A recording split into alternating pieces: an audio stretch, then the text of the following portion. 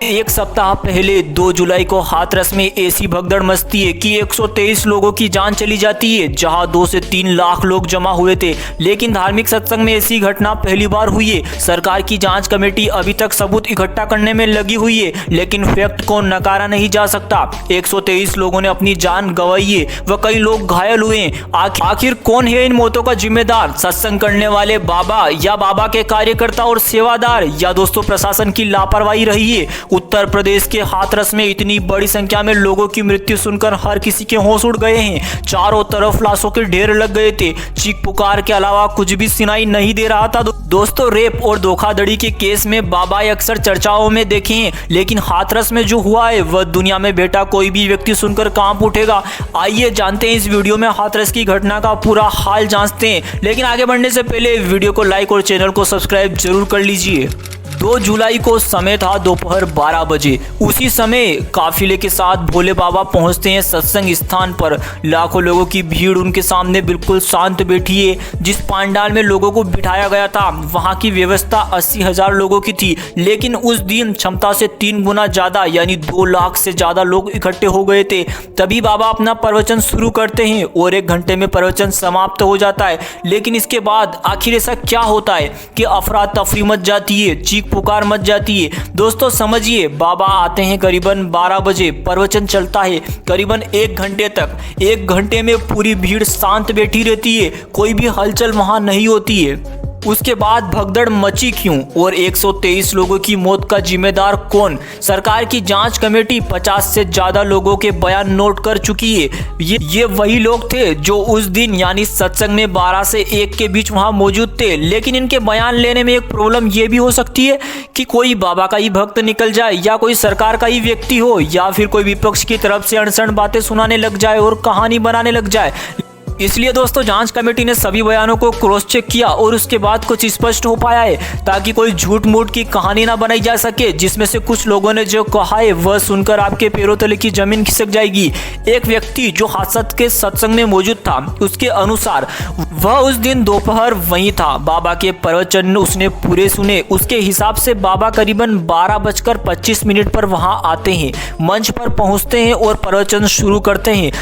लेकिन उस दिन पानी हल्का गिरा था, इसलिए गर्मी की उफन बहुत ज्यादा थी। ये बात आपको पता ही होगा।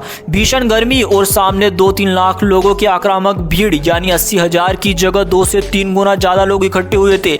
और उपज की वजह से तेज धूप, तेज गर्मी, भयानक भीड़ और सूरज, सभी अमूमन बाबा अपना प्रवचन 2 से 3 घंटे में पूरा करते हैं। लेकिन उस दिन उन्हें भी भीड़ का एहसास हुआ और उन्होंने 1 घंटे में प्रवचन समाप्त कर दिया, यानी 1:30 बजे तक प्रवचन समाप्त हुआ। उस व्यक्ति के अनुसार उसके बाद दोस्तों बाबा ने एक ऐसी लाइन बोली, उस एक आखिरी लाइन के बाद घंटों से या पिछले 2 दिनों से जो लोग वहां इकट्ठा हुए थे, शांतिपूर्ण तरीके से बैठे हुए थे, बाबा का प्रवचन सुन रहे थे, पूरा प्रवचन ध्यान से सुना। लेकिन उस आखिरी लाइन में ऐसा क्या बोला कि भक्तों के लिए उन्होंने ऐसा क्या कहा कि वो लाइन को सुनते ही सत्संग के स्थान पर अफरा तफरी मच जाती है, लोग दौड़ पड़े और उसी के बाद भगदड़ मची। वह 123 लोगों की जान गई। अब दोस्तों सवाल ये है कि वह एक लाइन आखिर बाबा ने क्या कही थी? दोस्तों हम आपको 50 अलग अलग लोगों द्वारा जांच कमेटी द्वारा ली गए बयानों का निचोड़ सुना रहे हैं।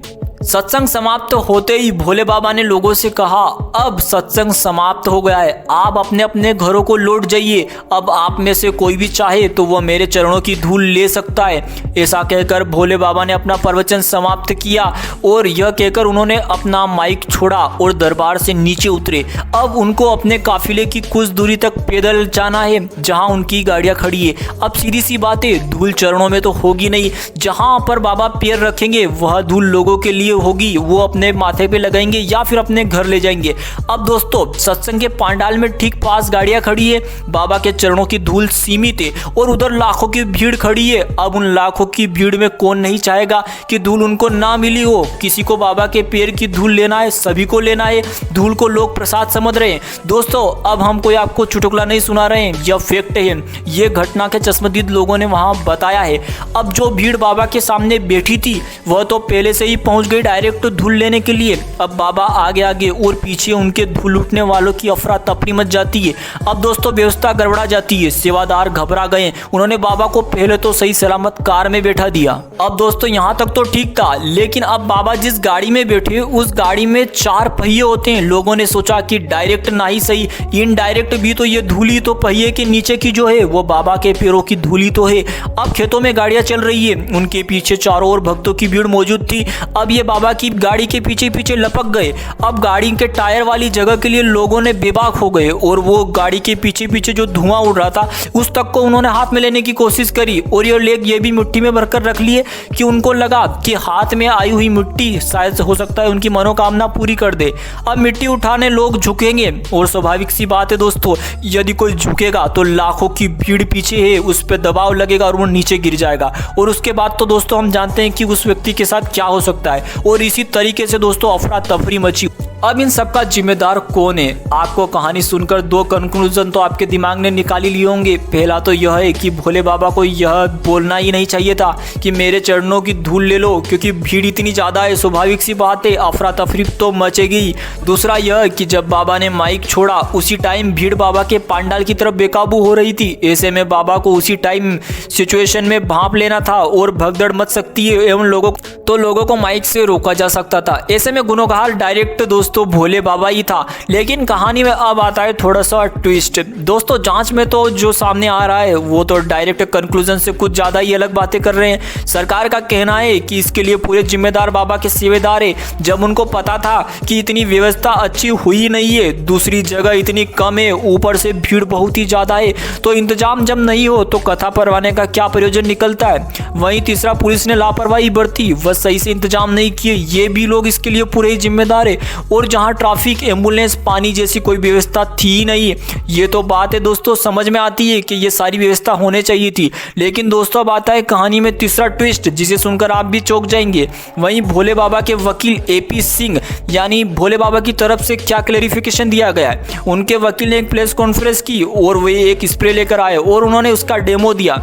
उन्होंने कहा कि सत्संग के दौरान साजिश के थ्रू कुछ लोग भीड़ में शामिल हुए और उन्होंने ये जहरीली स्प्रे ये भक्तों पर मारा और इस स्प्रे से लोगों की सांस लेने में दिक्कत होने लगी। जब भगदड़ मचने लगी तो भगदड़ मच चुकी थी, उसी से ये सब हादसा हुआ। यानी भोले बाबा ने साफ कहा कि ये किसी की साजिश है, जानबूझकर कुछ शरारती लोगों ने यहाँ घुसकर ये भगदड़ कराई है और ये जाने गई है।